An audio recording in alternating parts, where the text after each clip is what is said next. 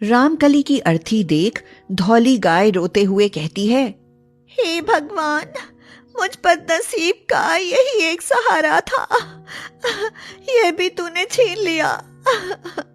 इससे अच्छा तो मुझे ही मौत दे देता। कम से कम इस जिल्लत की जिंदगी से छुटकारा तो मिल जाता। रामकली का शव अर्थी पर रखा था और उसकी गाय धौली उसकी मौत पर फूट फूट कर रोते हुए भगवान से शिकायत किए जा रही थी। मगर धौली भगवान से ऐसी शिकायत क्यों कर रही थी और रामकली के मरने का उसे उसके परिवार वालों से भी ज्यादा दुख क्यों था? यह सब जानने के लिए आइए पूरी कहानी देखते हैं। कमलपुर गांव में रामकली नाम की एक बूढ़ी औरत अपने परिवार के साथ रहती थी। उसने 4 गायें पाल रखी थी, धौली, गौरी, नर्मदा और काली। वह अपनी चारों गायों से बहुत प्यार करती थी, मगर धौली उसे सबसे अधिक प्यारी थी। इधर उसकी 3 गायों गौरी, नर्मदा और काली को धौली फूटी आंख नहीं सुहाती थी।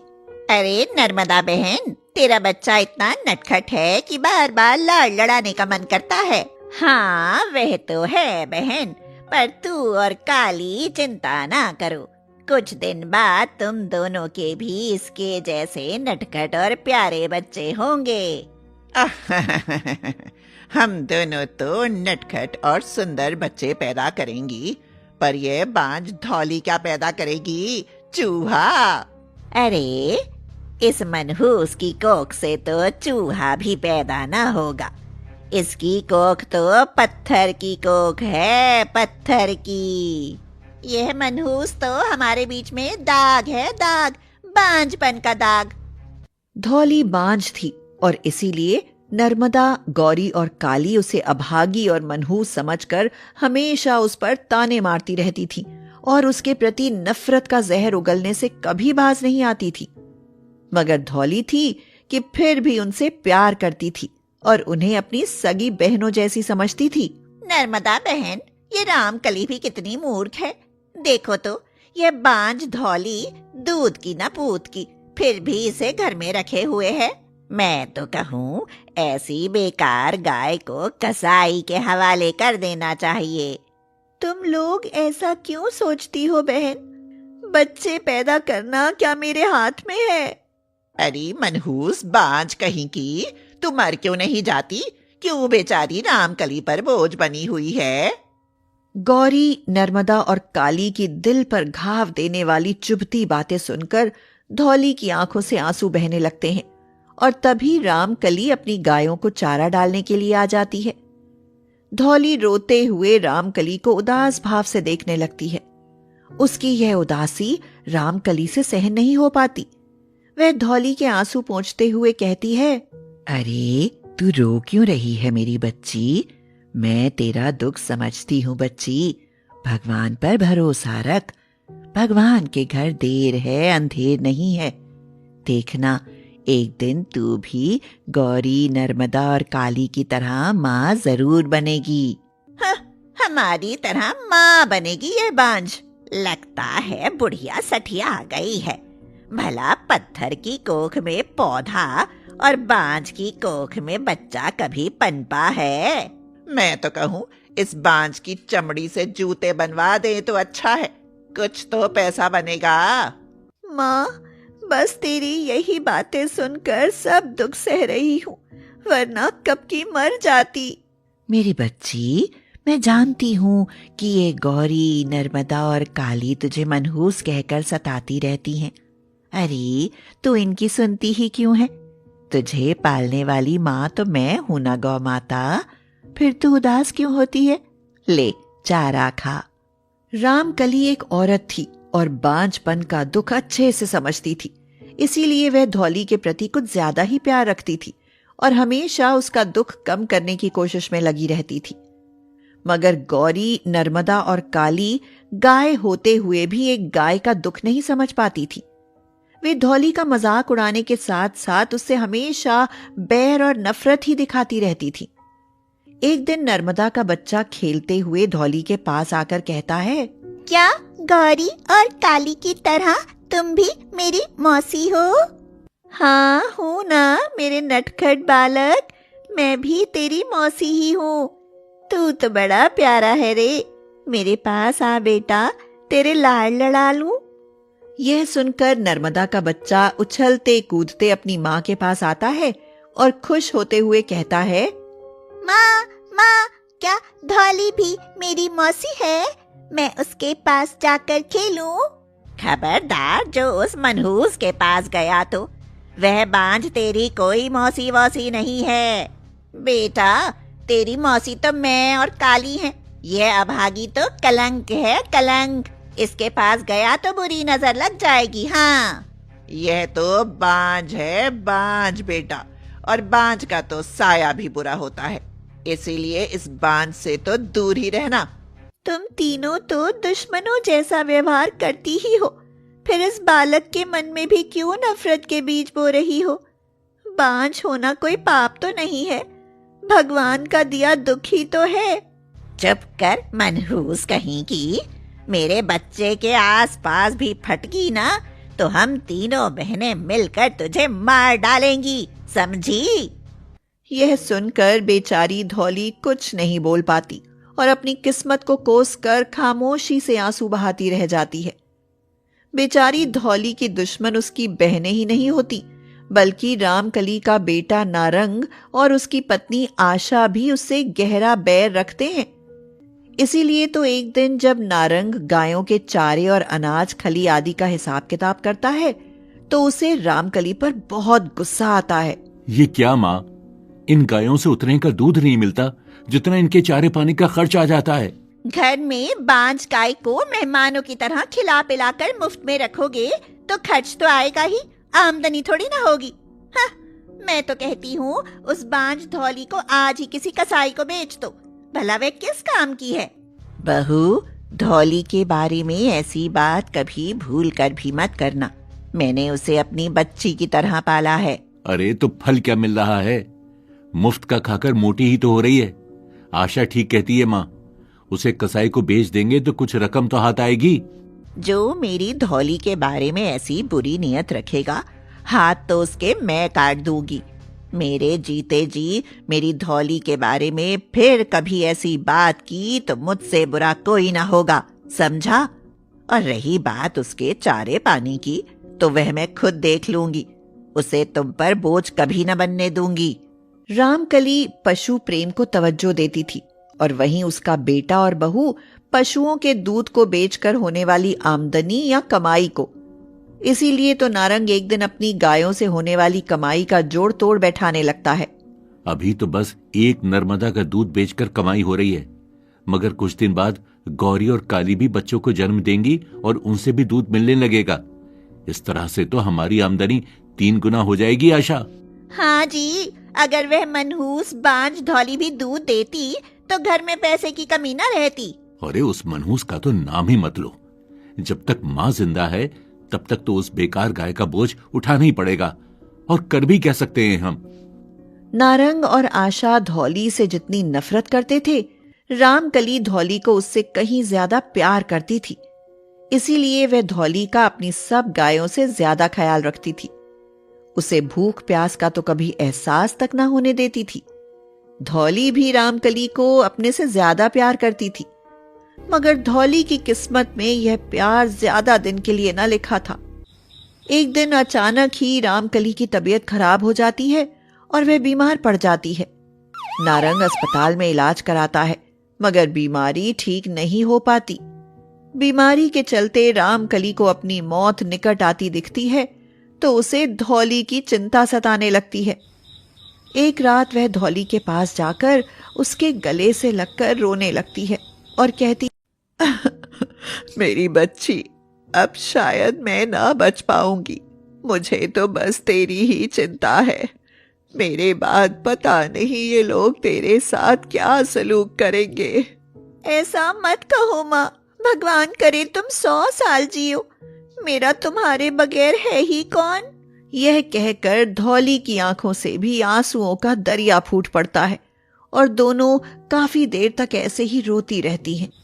फिर अगले ही दिन रामकली की मौत हो जाती है और उसे अर्थी पर लेटे देख धौली फूट फूट कर रोने लगती है। हे भगवान, मुझ बदनसीब दुखियारी का यही एक सहारा था, यह भी तूने छीन लिया। इससे अच्छा तो मुझे ही मौत दे देता, कम से कम इस जिल्लत की जिंदगी से छुटकारा तो मिल जाता। रामकली की मौत के बाद धौली तो जैसे अनाथ ही होकर रह जाती है। उसकी यह हालत देखकर तो मानो गौरी, नर्मदा और काली के मन की मुराद ही पूरी हो जाती है। वे तीनों खुशी से पागल सी हो उठती हैं और धौली पर अपनी नफरत का जहर उगलते हुए कहती हैं, अरे ओ नर्मदा, ओ काली, बुढ़िया तो चल बसी, अब इस बांझ का क्या होगा? होना क्या है गौरी बहन, इस बांझ को मालिक जल्दी ही किसी कसाई के हवाले कर देगा, देख लेना।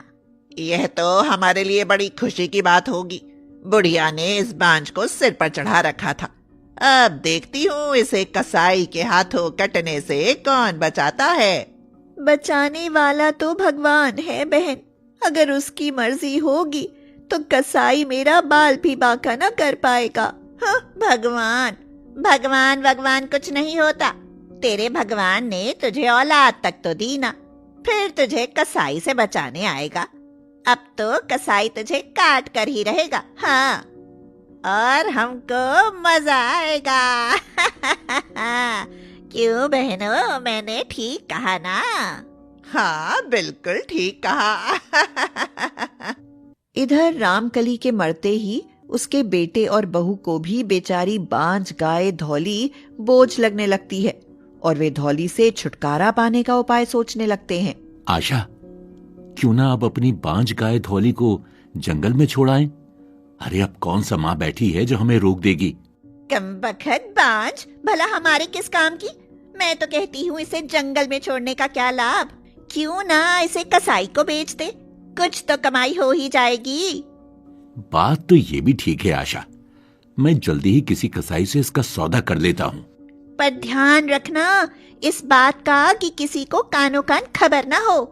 अरे बिल्कुल नहीं होगी आशा, मैं ये काम सबसे छिपा कर करूंगा, इसीलिए तुम्हें चिंता करने की कोई जरूरत नहीं।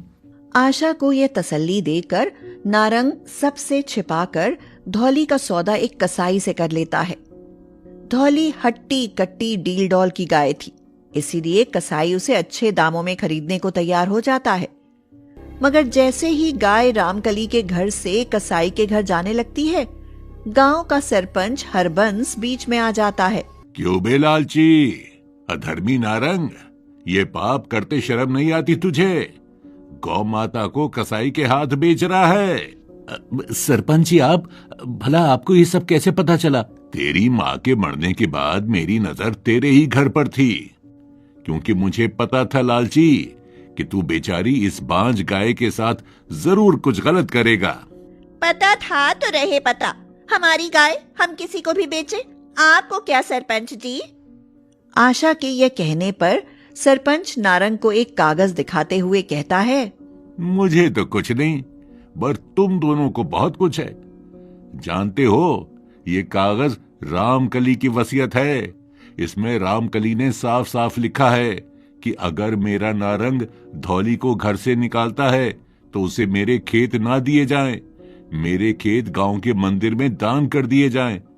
अब बोलो क्या कहते हो? अरे सरपंच जी, हमें माफ कर दो, हम धौली को हमेशा घर में रखेंगे और इसकी मन लगाकर सेवा करेंगे। अरे हम कोई पापी थोड़ी ना है सरपंच जी, जो गौ माता की कसाई हाथ कटवाए। वैसे भी धौली तो हमारी सास के लिए बेटी जैसी थी, फिर हम इसका बुरा कैसे सोच सकते हैं? बस इसी डर से नारंग और आशा गिरगिट की तरह रंग बदल लेते हैं और धौली को फिर से उसके खूंटे पर बांध देते हैं। मगर रामकली के इतना सब करने पर भी निर्दय और लालची बेटे बहू का दिल नहीं पिघलता। धौली उनको अभी भी बोझ ही लगती है, इसीलिए वे धौली से छुटकारा पाने का दूसरा उपाय ढूंढने लगते हैं। सुनो, यह बांझ गाय हमारे किसी काम की तो है नहीं, भला फिर हम इस बोझ को अपने घर कब तक पालते रहेंगे? आशा, अगर नहीं पालेंगे तो खेत हाथ से नहीं चले जाएंगे क्या? भूल गई माँ की वसीयत वाली बात। आप भी बड़े बुद्धू हो जी।